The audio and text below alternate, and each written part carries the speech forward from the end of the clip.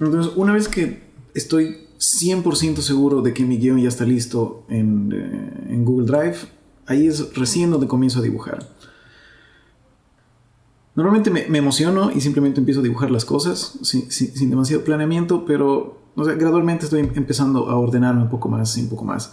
Y lo que realmente se debería hacer, o al menos lo que me ha ayudado a mí a que las cosas salgan un poco más rápido, es que primero hacer la planeación de todos los paneles, incluidos sus diálogos, y una vez que ya están todos los diálogos en su lugar, o más o menos donde deberían ir, ahí recién empezar, incluso hacer los sketches, después de que los diálogos ya están puestos. Primero porque al principio, bueno, y todavía ahora cuando no planeo mucho los cómics, una vez que ya están puestos, ya hice los dibujos, ya está entintado, ya está todo terminado, lo pongo en InDesign para ya terminar los brujos de diálogo, y ahí es donde se me ocurren nuevos diálogos, ahí es donde se me ocurren cambios a las cosas. Así que más de una vez he tenido que sencillamente volver a dibujar paneles, entonces es perder el tiempo. Así que primero planeen pongan todos sus diálogos, cuando el momento en que ya esté realmente como les gusta, ahí sí empiecen a dibujar. Una vez que el primer paso es solamente dibujo las cajas que no tienen sketches ni nada. Eso lo pongo sobre mis paneles dibujo todos mis diálogos. O sea que, claro, solamente se ven los diálogos sin dibujos ni nada.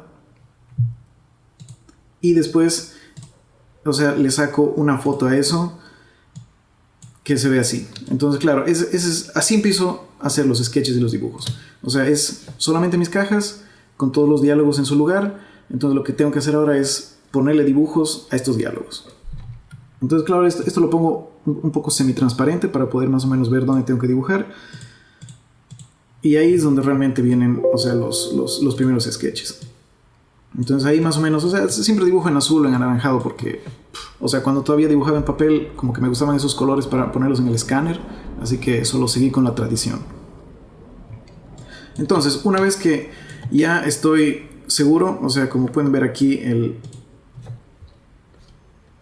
sé que los diálogos van a llegar hasta acá, sé que los diálogos van a llegar hasta acá, y por ejemplo en estos lugares sé que los diálogos van a ocupar todo este espacio, así que todo este espacio no necesita estar dibujado.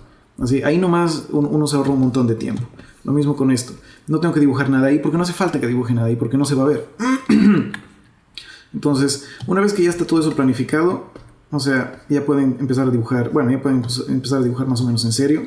Aquí están mis sketches, claro, hechos bien, no están bien terminados porque no me importa todavía en este paso. La cosa es que,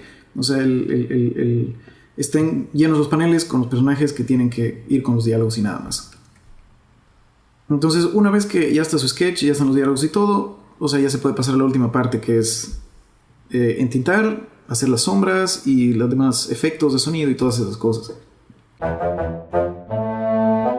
Ahora, para esto, hay N herramientas. Si prefieren usar Photoshop, bien. Si prefieren usar Manga Studio, mejor. Porque en muchos aspectos me parece superior, casi todos. Pero hay N programas. Si están cómodos con Paint Tool SAI o lo que prefieran, es indiferente. Yo uso Photoshop porque, uno, es lo que he usado toda mi vida, y dos, es compatible con InDesign, que es el programa que me ha parecido más cómodo para hacer diálogos y esas cosas, así que Photoshop será. Pero de vez en cuando también uso Manga Studio porque las herramientas que vienen por defecto para entintar me parecen muy superiores a las de Photoshop. La principal diferencia entre Photoshop y Manga Studio, porque es obvio que con suficiente jugar con los settings en Photoshop seguramente se pueden lograr los mismos efectos, pero Manga Studio ya viene con todo perfectamente seteado, y al menos en tablets Wacom he notado que percibe mejor la sensibilidad de los grados de presión. Porque, por ejemplo, este es Photoshop con una de las brochas por defecto, y digamos, sí, definitivamente, puedo lograr, digamos, variación en las líneas. Ahí es más grueso y es más delgado.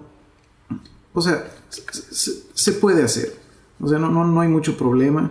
Obviamente con unos buenos settings se puede hacer cualquier cosa. Pero, comparemos con Manga Studio, digamos, es más o menos la brocha del mismo tamaño, O sea, miren la diferencia, digamos. Se puede lograr toda esa amplia cantidad de variaciones con una sola brocha. No hay que cambiar, no hay que moverse.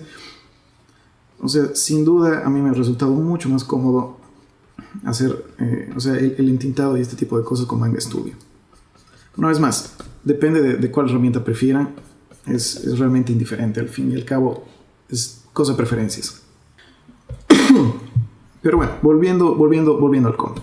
Entonces, una vez que tienen los sketches hechos, independiente de la herramienta que usen, yo normalmente, pongo los dibujos en un layer por debajo, le cambio un poco la opacidad a esa capa y después solamente con uno de tinta, solamente dibujo encima lo que haga falta.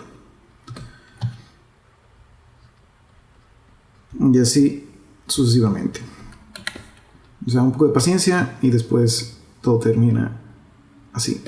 Solo es cosa de esconder, las capas de los sketches y ya está.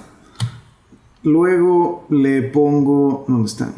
Aquí hay, por ejemplo, algunas capas que obviamente no voy a estar dibujando todo. O sea, copy-paste, para eso es inventado.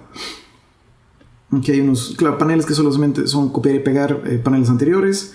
Y después vienen todas las sombras, que solo son parecidas a la capa de... O sea, donde escondo los dibujos. O sea, los dibujos originales solamente es... qué sé yo, donde necesita uno poner las sombras, uno las pone por ahí y después solamente se cambia un poco la opacidad de la capa y listo, ahí se tienen grises, okay, ahí se sale un poco. Y así, lo mismo es con todos los detalles, con todas las capas. Solo son capas que tienen negro, que están un poco... Aquí está, 23% de opacidad. Este otro de aquí, tal vez por ahí. Y listo, o sea, cuando eso se graba, se actualiza en InDesign y ahí tenemos nuestro cómic. Ahora la parte de los diálogos, que normalmente la hago en este punto, o sea, después de dibujar, entintar y todo eso, pero mala costumbre, no hagan eso. Como sea. Entonces, como les decía, el programa que uso para los diálogos es InDesign. Originalmente lo hacía todo en Photoshop, pero bueno, o sea, es increíblemente incómodo, es una desgracia. Muchos de mis amigos usan Illustrator, que también es perfectamente bueno. De la misma manera, uno puede tener, o sea, un archivo de varias páginas en donde obviamente es súper conveniente solamente qué sé yo, si necesitas un diálogo lo agarras de acá, lo copias y lo pones en tu siguiente hoja. Eso es súper conveniente, así que siempre es bueno tener todas tus hojas, o sea, todas en un solo archivo. Y después que, o sea, aquí por ejemplo yo tengo tengo estos objetos que son las burbujas de diálogo, que es, o sea, por un lado puedo cambiar de tamaño a la burbuja de diálogo a lo que necesite. Tal vez es más ancha, más angosta dependiendo del panel, y puedo mover sus colitas para apuntar exactamente a donde necesito. Así que eso es lo más conveniente, que obviamente multipáginas no tiene Photoshop todavía, y el hecho de poder manejar el texto así, además, bueno, para quien ha hecho páginas web, o sea, esto más o menos funciona como hojas de estilo, en donde, o sea, uno declara el tipo de, o sea, un tipo de letra con tamaño, con el font, lo que sea, y lo graba aquí. Entonces, si por ejemplo necesito cambiar esto a, qué sé yo, texto pixelado, ya lo tengo grabado. Si necesito títulos, si necesito, claro, la burbuja de diálogo normal, si necesito cualquier otro tipo de texto. Y el día que tal vez se me ocurre cambiar de font, solamente necesito cambiar uno de los estilos que están acá, y todos los fonts en todo el archivo van a cambiar. Así que, o sea, por ese lado, obviamente es mucho más conveniente. Así que, una vez más, o sea, si quieren hacer sus diálogos en Photoshop, o sea, no hay problema, pero va a ser un trabajo horrible. Así que yo les diría, aprendan nomás InDesign. Es conveniente, es más o menos... Es un poco lento y pesado, pero es extremadamente conveniente. Para mis publicaciones regulares, lo que generalmente hago solamente es importar estas hojas y volverlas en su versión web. Así que aquí, por ejemplo, solamente es, por ejemplo, la hoja 31. Aquí exporto, o sea, el archivo a full resolución, y eso, o sea, normalmente las imprentas piden 300 dpi para las impresiones, pero he descubierto que incluso si vas a publicar las cosas en web, o sea, en archivos JPG más pequeños, de todos modos, cuanto más grandes exportes los archivos, o sea, al achicarlos para transformarlos en JPG y para versión web, los detalles se ven mejor, el texto se lee mejor, así que ahora siempre exporto mis archivos a 350, solo por si acaso. Y cuando ya tengo exportado el documento, también, o sea, tengo ya más o menos prefabricado un template para, o sea, qué sé yo, que tiene, por ejemplo, aquí está la dirección web, los logos, la firma también, todas estas cosas ya están, o sea, precargadas en mi template. Entonces lo que generalmente hago solamente es, o sea, jalar el archivo en alta resolución que acabo de exportar del otro lado, más o menos acomodarlo por ahí, qué sé yo, poner la firma en el lugar correcto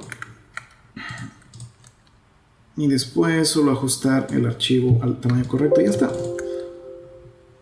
Aquí solamente se pone el número de cómic que es y simplemente lo exporto y ya está. ¿Dónde está?